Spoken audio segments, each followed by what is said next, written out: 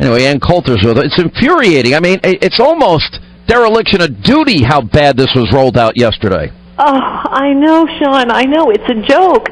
And sad. First of all, I don't understand why no one in Congress understands the free market. We constantly have this ratchet effect where Democrats are in office, they push through massive socialist schemes, and then Republicans come in with a Republican House, Republican Senate, Republican President, and what do? They keep the overall framework of the government running our lives in this or that area.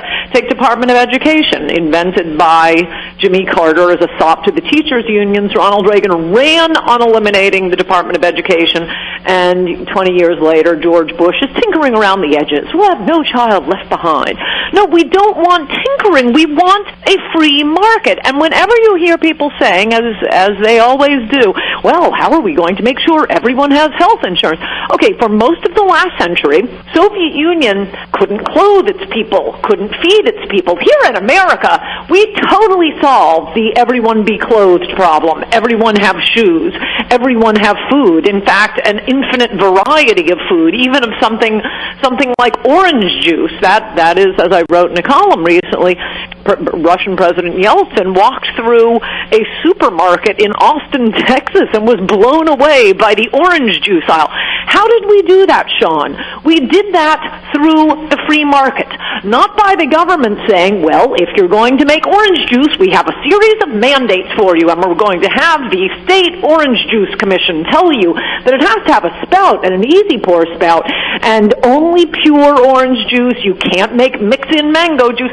Please, just give us a free market in health insurance. Yes, there are people who will not be able to afford that health insurance, or they either because they're irresponsible, or they're not making enough money, or they're young people, or because they just drew a bad lottery ticket in life.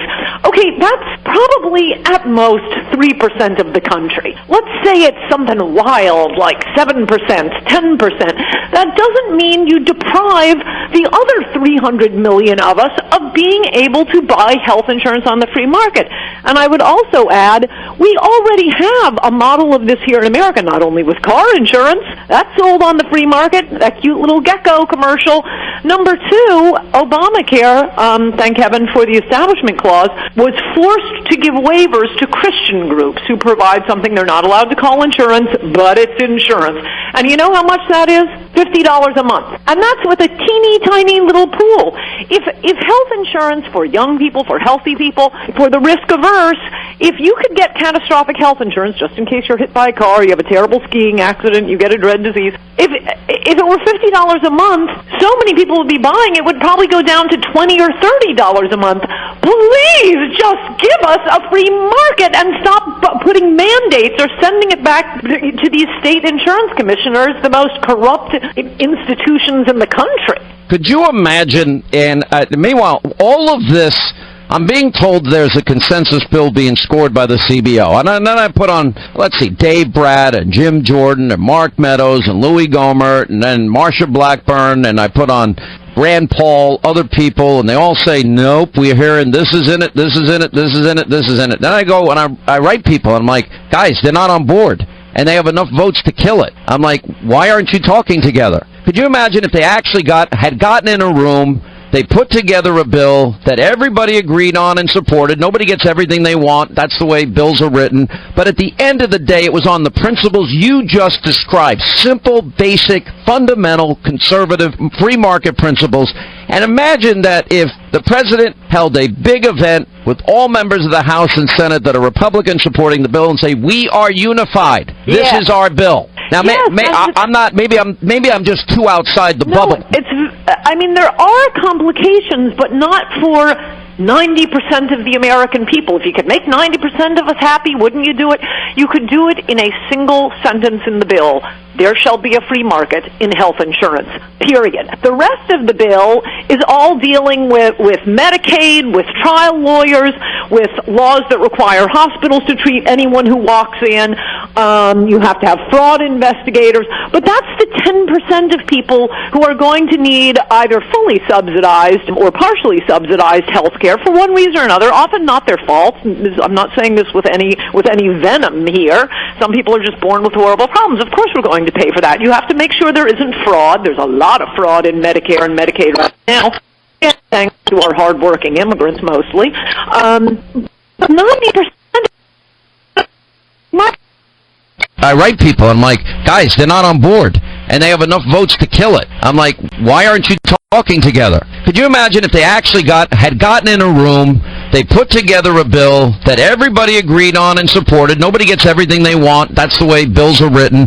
But at the end of the day, it was on the principles you just described. Simple, basic, fundamental, conservative, free market principles. And imagine that if the president held a big event with all members of the House and Senate. Let us buy it on the free market. It is the most baffling thing. I always feel like I'm talking to, an old Soviet woman circa 1985 explaining how bread will get to the market.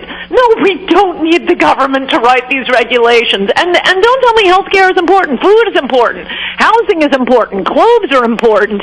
And we are just, we're rolling in all of it. Why? It gets better and cheaper every year because of the free market. As with car insurance, as with the Christian health insurance, it isn't allowed to call it self-insurance. To me, it's very, very simple. You repeal the old bill, you replace it with, I had this guy on TV last night, I put him on radio today, Josh Umber is his name, and he's a great guy. He has the very type of what you call cooperative that you're discussing. $10 a month for kids, $50 a month for adults, all the medical care testing you want, and he negotiated directly with the pharmaceutical companies, and he has 90% reductions in what you would pay at Walmart. Oh yeah. Just sell it on a free market. Let pharmaceutical companies compete for the businesses. No, it's magic, the free market. I don't understand why Republicans don't understand it. I am glad to see Rand Paul. He seems to have imbibed well from his father, Ron Paul. He appears to be the only one who grasps the concept of the free market, which, again, solves the problem of health insurance as it has solved the problem of clothing ourselves and buying food. It solves it for 90% of the people. You don't screw 300 million people because you have special cases with another 10 million. Well, I think at the end of the day, there's a way to get this right. And, Donald Trump is the great negotiator, and it looks like he's going to have to go in and clean up the mess that Congress created. Well, what's frustrating about that is Donald Trump is one man. He's working on the wall. He's imposing the travel bans. He's right. Bringing jobs back. He's just a whirlwind of activity. We have hundreds of Republicans in the United States Congress. They can't do this one thing because there are complicated portions to it. Again, the part that deals with the 10% of Americans who are incapable of being covered by insurance on the free market, either because they have some very expensive disease or they're just incapable.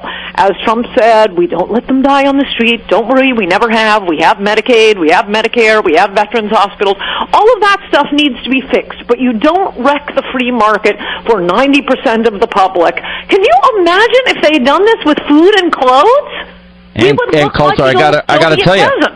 Listen, we love having you. Come back often. When you're back up in New York, you did great on TV the other night. Thank you, as always, for being with us. Absolutely. Good to talk to you, Sean. Bye-bye.